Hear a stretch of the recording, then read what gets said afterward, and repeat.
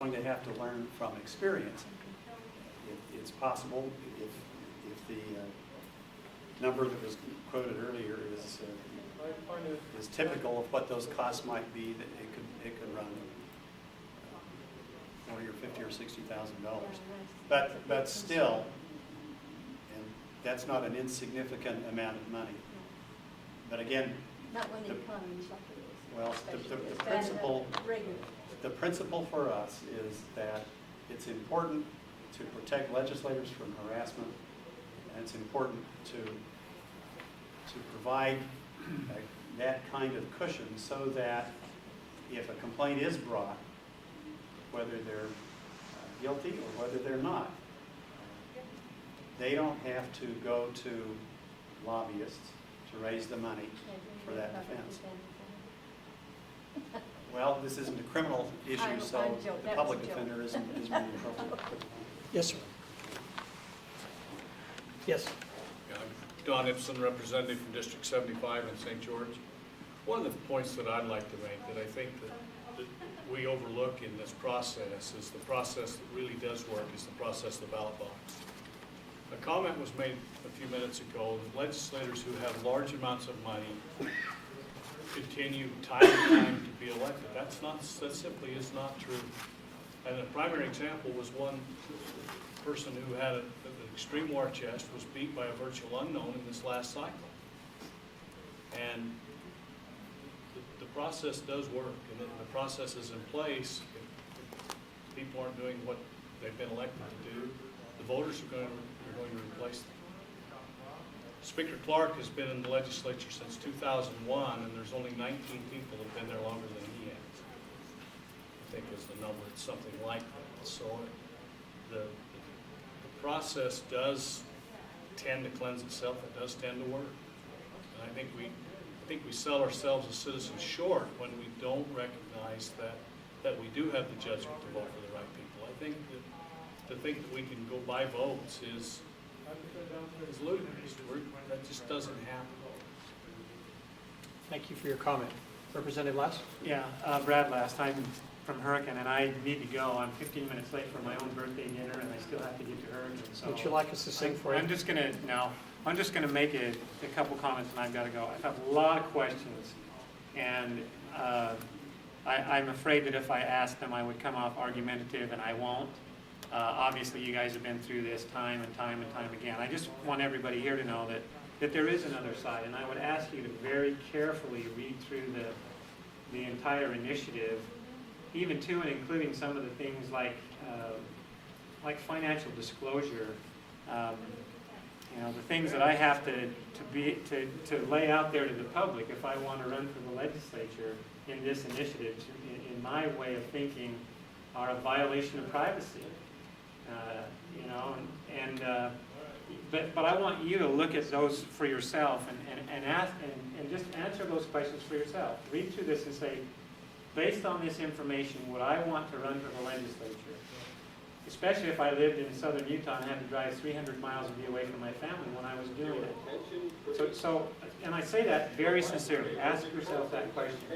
The other thing I want to make, the other point I want to make is, we are working on it. I'm on the ethics committee right now, and we are working on some legislation. Now they throw up a slide there that says, and no agreement has been found. That's coming from Bob Bernick, I think, from the Deseret News, who appears to be a legislator hater anyway. But we are working on it, and there are some specific things that I think we can come up with that will be very helpful. And there are some things in this that I like. I won't suggest that there's nothing in here, but I think that there are some substantial problems with it, and we'll just have to see how that goes. But my experience in the legislature is that there's a lot of really good people that are trying extremely hard to do a good job, and it's hard in a way for me not to read through this and consider it to be a hateful initiative. I know, and maybe I shouldn't look at it that way, but I kind of view it that way. And I know a lot of history about Mr. Irvine and his involvement in the situation last year, and Cheryl Allen, that name was brought up, and Greg Hughes, the guy who's who I believe was unfairly attacked last year and all of that. You know, that history is hard for me not to think about when I think about this ethics legislation or this initiative. So anyway, a lot of the big problems we have worked on. Don mentioned one of them with the legislative, or maybe Evan mentioned, can't remember. We don't have the same flexibility with the war chest that we have built up when we leave the legislature now that we did prior to last legislative session. And that was a big and very important piece of legislation that was passed.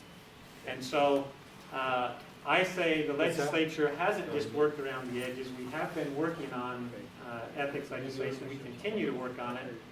And I think if you'll give us some time, you'll be surprised and pleased at what we've come up with. And with that, I'm going to take off. Representative Lass, thank you. We respect you and your opinions and appreciate it very much. And Thanks. happy birthday. Sure, thanks. I just want to ask, we actually need to wrap in about 5 minutes. Good thing we did start at 6. The library will close at 8 o'clock. So would you take just a second and explain the safe harbor provision as a principle that legislators have an avenue to inquire? I don't know if we're calling it safe harbor, but just if they have any doubt that they might be entering in a transaction that would cause them harm, there is a process whereby they can vet this in advance with the commission. Am I correct with that? Yes, I thought I mentioned that earlier, but if there's a question about whether specific facts might be a violation of the Code of Ethics, then the legislator may request an opinion from the commission. And if the opinion says this isn't a violation, then the legislator cannot at some future time be charged with a violation for having done whatever XYZ may have been. I apologize. One last comment. One Yes. final comment. Please. Uh, Name again. Kay Brinkerhoff. Thank you, from Kay. St. George.